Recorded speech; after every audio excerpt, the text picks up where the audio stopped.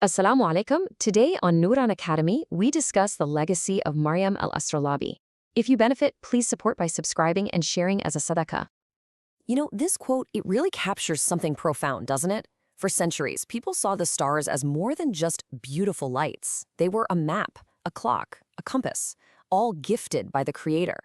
And back in the 10th century, there was this one woman who dedicated her entire life not just to reading that celestial map, but to perfecting the very tools needed to understand it.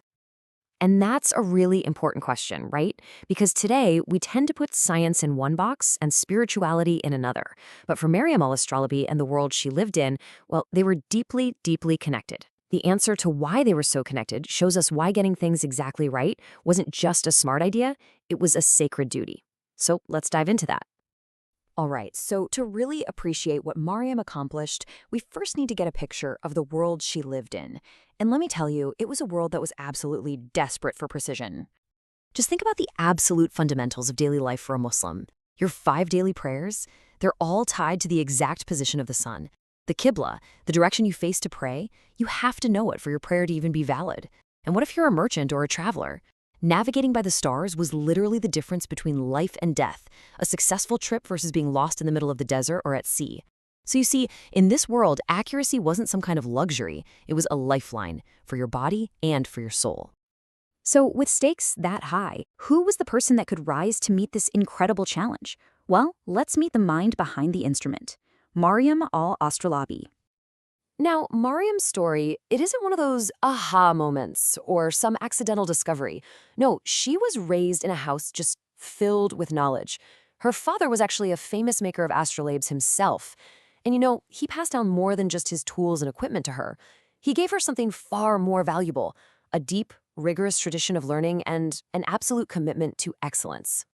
And her path to becoming a master was just incredible. It wasn't just about knowing one thing really well. Think about it. It wasn't enough to be a brilliant mathematician for all the complex calculations, and it wasn't enough to be an amazing astronomer to map the stars. She also had to be a master engraver with a perfectly steady hand and a precision engineer to physically build these flawless instruments. It was this perfect fusion of art and science all in one person. And all that incredible knowledge, all those different skills, they led to a very real, tangible result, the perfection of the astrolabe. And we have to remember, this was one of the most advanced scientific instruments of its time. So, to be clear, Maryam didn't invent the astrolabe, but what she did was arguably even more important. She perfected it. She took something that was, good enough and made it truly exceptional. Her instruments had a level of precision that was just unmatched. The markings had enhanced clarity, which meant fewer mistakes for the person using it, and she made them more durable, more adaptable for different climates and places. Every single one of these refinements was a huge innovation that pushed the boundaries of what people thought was possible. So what did all this actually mean for people in the real world? Well, it meant millions could find their prayer times with way more certainty. It meant finding the Qibla became so much more reliable, no matter how far from Mecca you were. It meant trade routes were safer. It meant the expansion of knowledge. Her dedication to getting every detail right had a direct, massive, and positive impact on the faith, the safety, and the scientific progress of an entire civilization. But that brings up a really important question. Why? Why go to all this trouble? Why this obsession with perfection? The answer, it turns out, isn't really about science or engineering. It's about a core spiritual idea that was the engine for her entire life's work. And that concept is ihsan. It's this beautiful Islamic idea of excellence. It's about worshiping Allah as if you can see Him, and knowing that even though you can't, He sees you.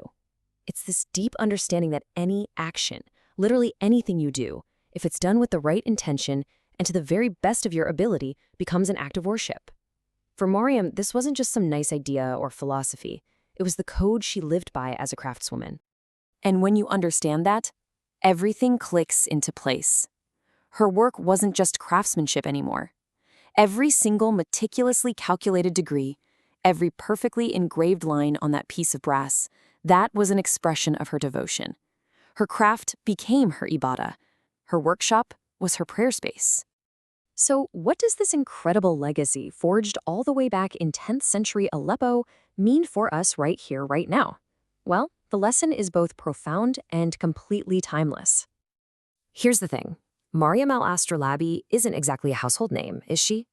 And in our world, which is so often obsessed with fame and recognition over actual results, her legacy points to a totally different way of living.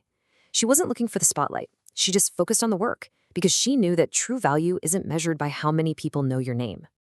Instead, what she pursued was mastery. She poured everything she had into becoming the absolute best at her craft. Not for applause, not for followers, but for the sake of the work itself and for the good it would do for others. Her story shows us that real impact, it comes from dedication, not from visibility. And that, right there, is the ultimate motivation. It doesn't matter if you're a coder, a designer, a teacher, a stay-at-home parent, a builder, whatever you do, the principle of ihsan applies. The care you take, the precision, the excellence you pour into your work, none of it goes unnoticed. It is seen. Allah subhanahu wa ta'ala sees every single detail. So we want to leave you with this question. Mariam al-Astrolabi looked up at the stars and perfected the tools to measure them, and she did it all as an act of faith. So now, look at your own life, your field of work, the unique skills you've been given. What is the craft that you are going to perfect? Presented and created by Neuron Studio.